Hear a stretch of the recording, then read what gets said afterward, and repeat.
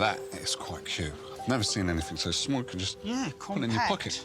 This is at the top end of its category. It's a very nice example, but it's more of a challenge with the smaller boxes because everything is on a smaller scale.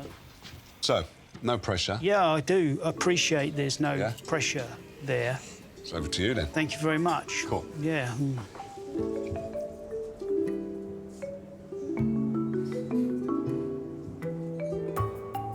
So, the first thing I've got to do is remove the mechanism from the case.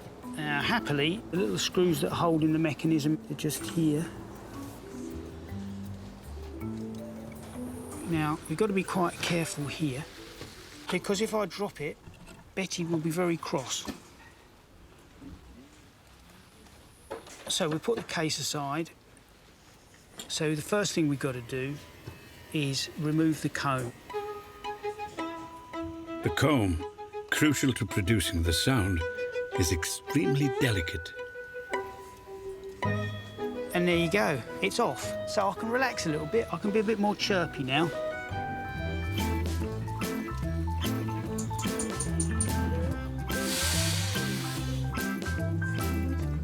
Hoping for a similar miracle, Stephen is attempting to resurrect the clockwork mechanism on the music box. Now, this mechanism has been dormant for 60-odd years, according to Betty. So we've got to try and see if we can coax it into life.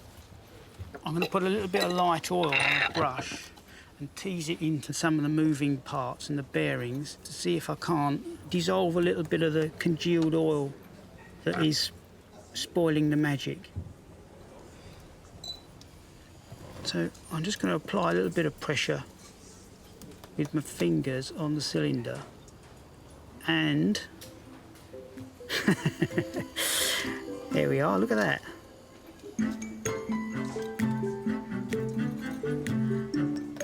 The plan now is to do what I always do, take it to pieces, check every bearing for wear, every spring for cracks, correct any deficiencies, put it back together again, and hopefully should be good for another 60-odd years.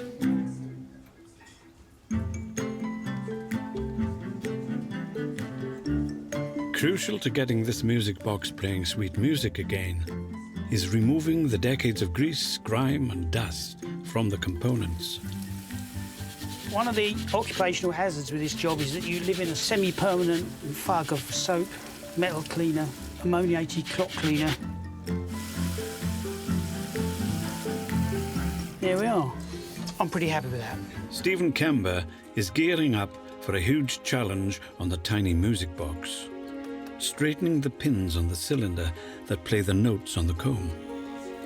I've measured the diameter of the pins on the cylinder and they're 6/1000ths of an inch. To put that into perspective, if we take a sort of a hair here, one of mine, the diameter of that is 2/1000ths of an inch.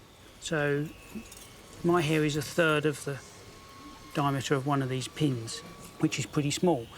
And there's probably getting on for 5,000 pins on this cylinder, and I've got to sit here and detect the bent ones and straighten them.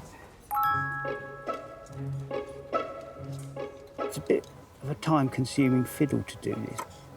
It is important that we get this right, because the cylinder moves on its longitudinal axis like that, and it has 8 positions, one for each song in this case. And if the pins are bent slightly left or right, they won't play on the tune intended, they'll play on the adjacent tunes either side. So we don't want a bit of the Last Rose of Summer playing on the adjacent tune of the Bluebells of Scotland.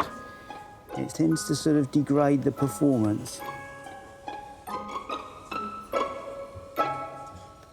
I'm just going to slip it into the case, and I think we're well on course for a very smart rendition of the Last Rose of Summer. My work's done now, and we're going to send the box off to be cleaned. I think that Betty's going to be pleased.